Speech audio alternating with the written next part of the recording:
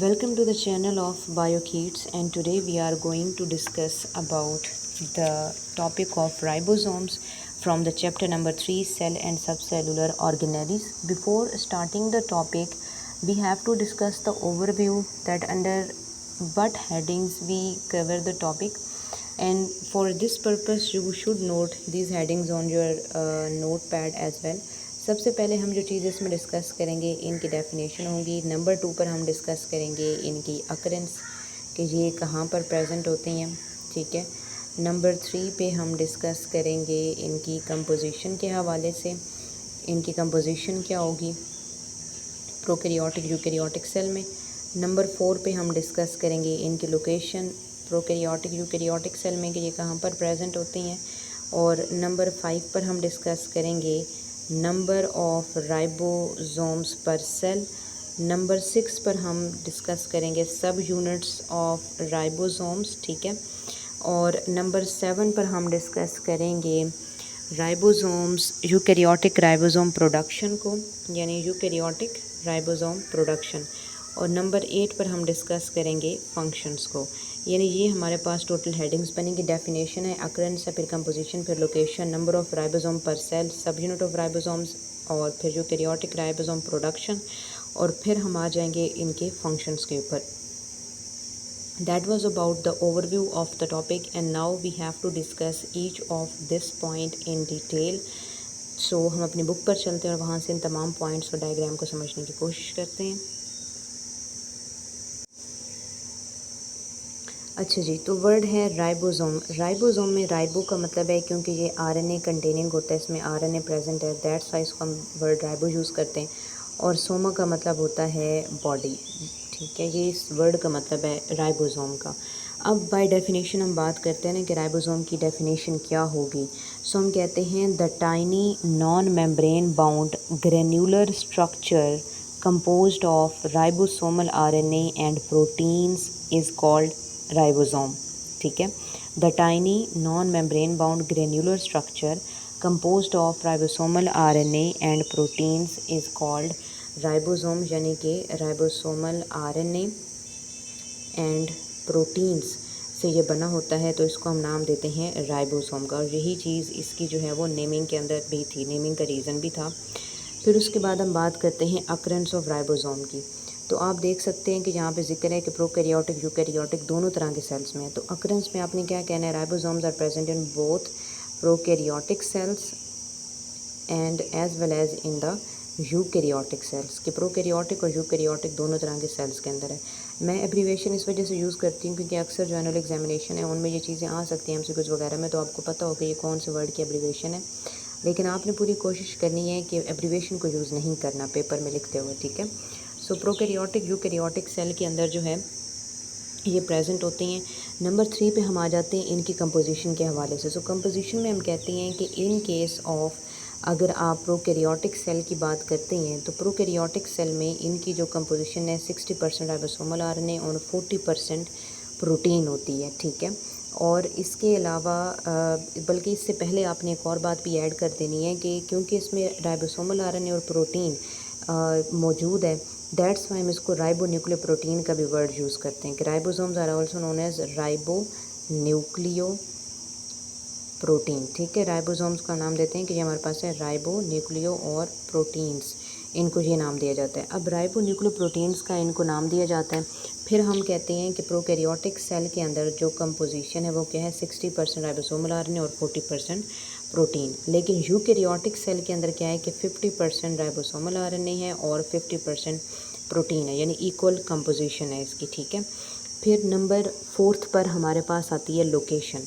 अब लोकेशन में जो है ना हमारे पास सबसे पहले चीज़ें आती है कि अगर आप प्रोकैरियोटिक सेल की बात करती हैं, यहाँ पे अगर आप देखें तो आप कहते हैं कि जो प्रोकैरियोटिक सेल की अगर आप बात करते हैं तो यहाँ पर क्या है, राइबोसोम्स फ्रीली स्कैटर्ड होते हैं साइटोप्लाज्म के अंदर, ठीक है।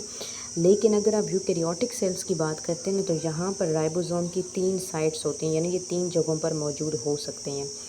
सबसे पहली चीज़ तो हम कहते हैं कि ये फ्रीली स्कैटर्ड हैं इन द साइटोप्लाज्म, ठीक है, जैसे ये वाली लाइन लिखी हुई है। नंबर 2 पे हम कहते हैं कि ये प्रेजेंट होते हैं, अटैच्ड होते हैं आरईआर के सरफेस के ऊपर, जो हमने प्रीवियस लेक्चर आरईआर के ऊपर भी देखा था।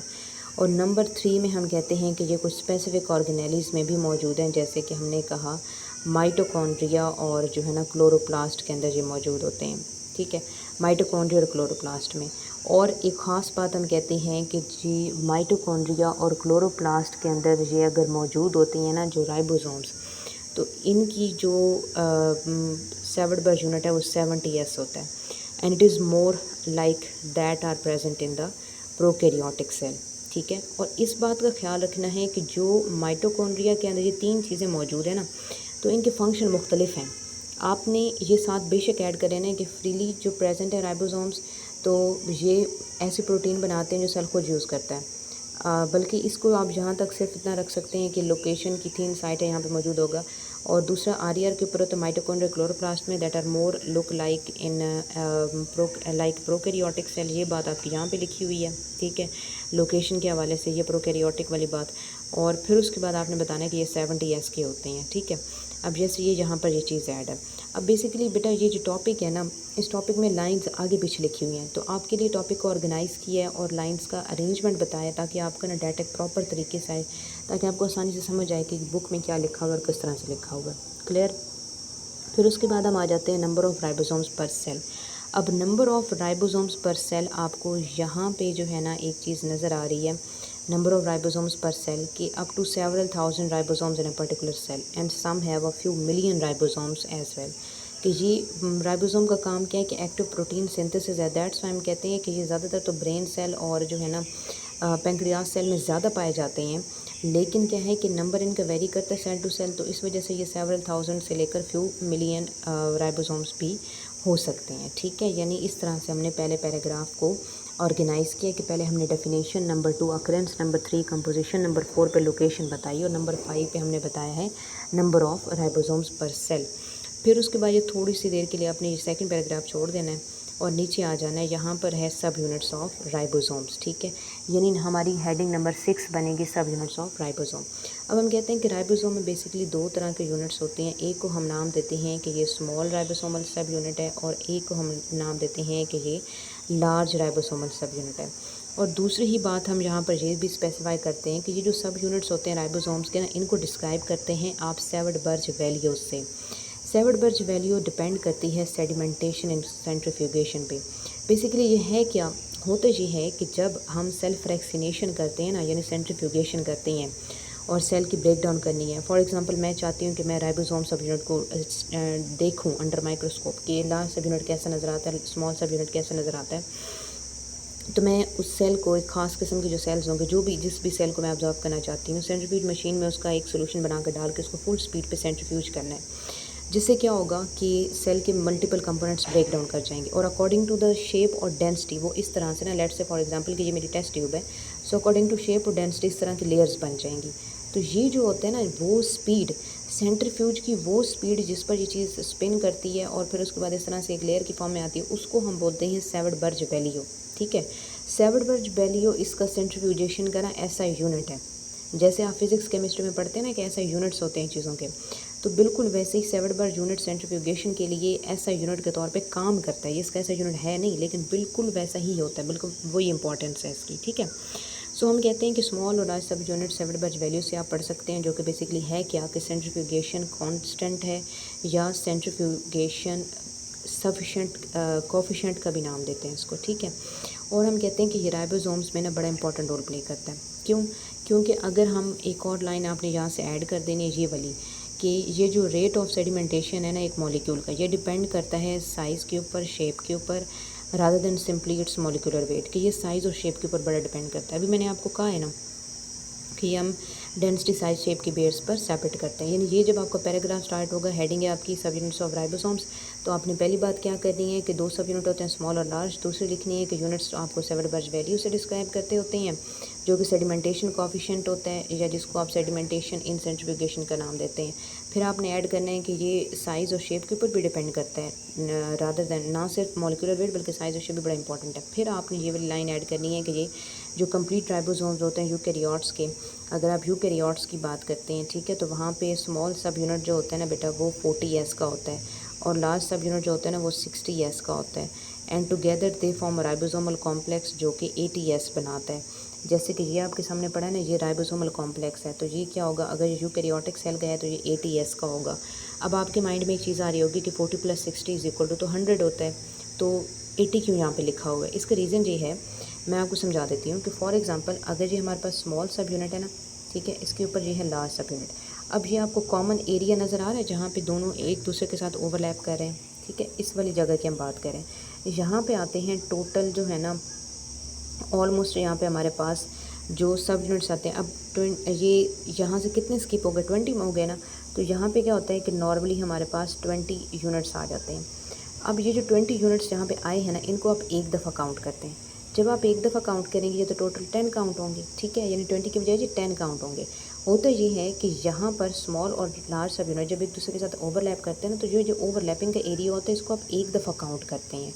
इस वजह से 60 + 40 = आपके पास आ जाता है 80S, यानी 87 बच। और कौन सा आयन इस कम्बिनेशन को, इस फॉर्मेशन को मिटिगेट करता है, ये लाजमी याद रखना है MCQs के लिए।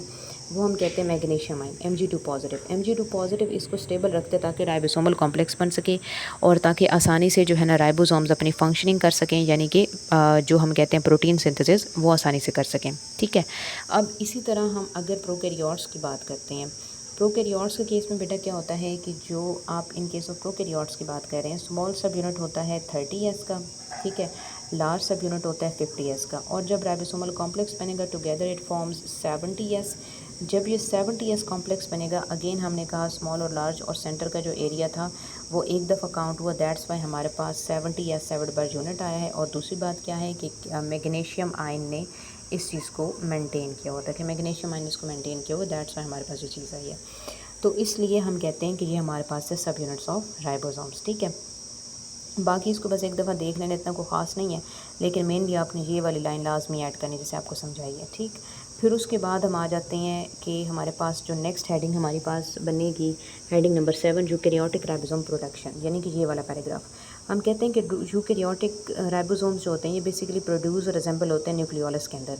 असेंबल की बात आपने नहीं करनी, आपने ये बात यहाँ पे कट कर देनी है, आपने लिखना है these are produced in the nucleolus, क्योंकि हमने पीछे न्यूक्लियस का टॉपिक पढ़ा है और हमने वहाँ पे ये बात पढ़ी है कि ये अगर लेट से फॉर एग्जांपल हमारे पास स्मॉल सब यूनिट है और ये लार्ज सब यूनिट है, तो ये न्यूक्लियोलस के अंदर बनते हैं। यहाँ से इन दोनों को जो है ना न्यूक्लियर पोर की मदद से बाहर भेजा जाएगा साइटोप्लाज्म में, और वहाँ पर जा तो ये फ्रीली डिस्पर्स्ड होंगे, तो ये इधर पड़ा रहेगा, स्मॉल लार्ज इधर पड़ा रहेगा।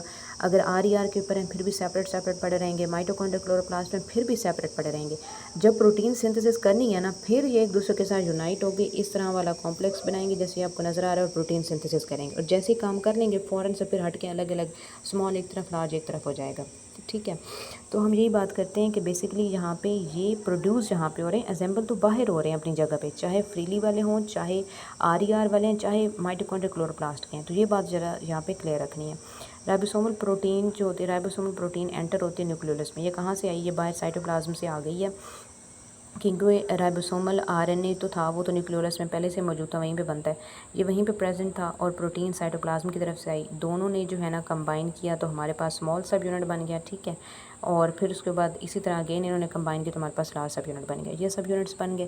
फिर उसके बाद इनको क्या है कि दोनों इन साइटोप्लाज्म दोनों सब यूनिट कंबाइन करेंगे for the purpose of protein synthesis. और जब प्रोटीन सिंथेसिस ये नहीं कर रहे ना, तो ये एक दूसरे से सेपरेट ही रहेंगे, वैसे के वैसे ही रहेंगे, यानी कि कोई काम नहीं होगा। फिर लास्ट में हमारे पास आ जाता है फंक्शन, ठीक है। लास्ट हेडिंग हमारी हेडिंग नंबर है जी 8, और वो है फंक्शन के हवाले से।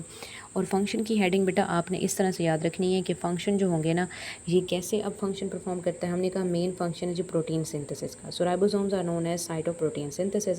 लेकिन इस चीज़ के लिए ना इसको रिक्वायरमेंट बहुत ज़्यादा चाहिए होती है। इसके क्या क्या चीज़ें रिक्वायर्ड होती हैं? नंबर 1 इसको RNA रिक्वायर्ड होते हैं, RNA, ठीक है। कौन सा RNA रिक्वायर्ड है जी? इसको राइबोसोमल RNA चाहिए होते हैं in the form of ribosomal complex, जो कि अभी हमने बात की ये वाला। इसके अलावा इसको चाहिए होता है मैसेंजर RNA, ठीक है।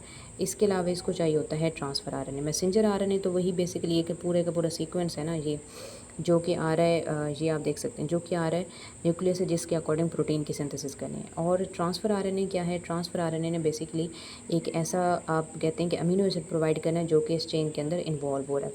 साथ में हमें प्रोटीन्स चाहिए और साथ में हमें एनर्जी चाहिए इस पूरे प्रोसेस के लिए, यानी प्रोटीन सिंथेसिस के लिए। तो जो राइबोसोमल कॉम्प्लेक्स बनता है बेसिकली वो किस तरह से होता है कि ये स्मॉल सब यूनिट हो गया, ठीक है, ये ऊपर जो है ना लार्ज सब यूनिट है, और इसके साथ क्या होता है कि इस तरह से मैसेंजर आरएनए आके अटैच करता है और फिर उसके ऊपर क्या होता है कि ट्रांसफ़र आरएनए इस तरह से आता है, ठीक है, ऐसे, और इसके ऊपर इस तरह से कोई भी एक अमीनो एसिड हो सकता है, तो वो यहाँ पे आके अटैचमेंट करता है, लाइक इस जगह पे, ठीक है। और यहाँ क्या होगा, इस तरह से पॉलीपेप्टाइड चेन ऑलरेडी बन रही होगी, जैसे ये आप ये देख सकते हैं, ग्रोइंग पॉलीपेप्टाइड बन रही है। सो इसलिए हम इसको कहते हैं कि ये हमारे पास साइट ऑफ राइबोसोम सिंथेसिस होता है। और फिर उसके बाद जो है ना, जब एक दफ़ा अमीनो एसिड चेन बन जाती है राइबोसोम से, फिर आप उसको नाम क्या देंगे, ग्रोइंग पॉलीपेप्टाइड का नाम देंगे। आप उसको प्रोटीन नहीं कहेंगे, ये बात याद रखना है। और ये चीज़ ऐड भी करनी है कि ये क्या चीज़ होगी, ग्रोइंग पॉलीपेप्टाइड होगी। अब ये ग्रोइंग पॉलीपेप्टाइड भेजी जाएगी towards the Golgi apparatus for chemical modification, and after that जब ये अपनी कॉइल्ड फॉर्म में आएगी, अपनी 3D या 4D फॉर्म के अंदर आएगी, फिर ये फुली फंक्शनल प्रोटीन बनेगी और ये प्रोटीन फिर सेल के लिए कोई ना कोई फंक्शन परफॉर्म करेगी या इसको सेक्रेट किया जाएगा outside the cell. So that was about the topic, ठीक है। और इसके बाद बेटा आपने एक और चीज़ का भी ख्याल रखना है, जो कि हमने फंक्शन के हवाले से ही बात की है ना, तो आपने ये बात याद रखनी है कि प्रोटीन, अब टाइप्स ऑफ प्रोटीन इसी के अंदर फंक्शन में ही आ जाएगा, टाइप्स ऑफ प्रोटीन। तो आपने ये याद रखना है कि वो प्रोटीन जो कि फ्रीली राइबोसोम के ऊपर बनती है ना, वो सेल अपने लिए यूज़ करता है, और वो प्रोटीन जो कि RER के ऊपर बनती है ना, वो सेल क्या करता है कि बाहर की तरफ भेज देते हैं सेक्रेशन के केस में। और नंबर 3 आपने ऐड करना है कि जो प्रोटीन माइटोकॉन्ड्रिया के अंदर बनेगी, वो माइटोकॉन्ड्रिया अपने ही काम के लिए इस्तेमाल कर रहा होगा, उसके सेल के साथ लेने देने नहीं है, वो उसने सेल को नहीं देनी, ठीक है। और जो प्रोटीन क्लोरोप्लास्ट बनाएगा, तो क्लोरोप्लास्ट जो है ना, वो प्रोटीन खुद यूटिलाइज़ करेगा, उसने सेल को नहीं देना, उसका सेल के साथ कोई लेने देने ही नहीं है। तो ये 3 पॉइंट्स आपने लाजमी एंड पे ऐड कर देने हैं। तो ये हमारे टॉपिक की एक पूरी डिटेल थी, और मैं आपको अगेन ब्रीफ कर देती हूँ कि पहले हमने नंबर 1 पे की है डेफिनेशन, जो कि हमने इसी को मॉडिफाई किया था। नंबर 2 पे हमने अकरेंस ऐड किया। नंबर 3 पे हमने जो है ना, यहीं से परसेंटेज ऐड की है। प्रोकैरियोट्स की लिखी हुई जो यूकैरियोट्स की मैंने आपको बताई, वो भी लाजमी ऐड करनी है। और फिर उसके बाद जो है ना हमने जो है लोकेशन की बात की यहाँ से, और एक पॉइंट हमने यहाँ से भी ऐड किया यूकैरियोट्स वाला। फिर उसके बाद हमने जो है ना नंबर ऑफ़ राइबोसोम्स की बात की है। फिर उसके बाद हमने सब यूनिट्स ऑफ राइबोसोम्स की बात की है, और सब यूनिट्स में हमने ये चीज़ भी ऐड की है। सब यूनिट्स के बाद हमने यूकैरियोटिक राइबोसोम प्रोडक्शन की बात की है। फिर हमने जो है ना फंक्शन ऑफ प्रोटीन की बात की है, जहाँ पे हमने ये कॉम्प्लेक्स बनाना है और इसको भी ऐड करना है, और एंड पे हमने टाइप ऑफ प्रोटीन की बात की है। तो ये हमारे पास टोटल 8 हेडिंग्स थी, और ये हमारे पास पूरा डाटा था राइबोसोम्स के हवाले से। ये काफ़ी इंपॉर्टेंट है शॉर्ट लॉन्ग क्वेश्चंस के हवाले से और MCQs के हवाले से भी। सो इसको अच्छे से प्रिपेयर कीजिएगा। आई होप कि आपको बहुत अच्छी समझ आई होगी, और अगर आपको किसी किस्म की कोई कन्फ्यूजन हो तो ज़रूर पूछिएगा। Stay tuned to the channel of BioKids for upcoming lectures. Wish you all the very best and very good luck. Till then, take care.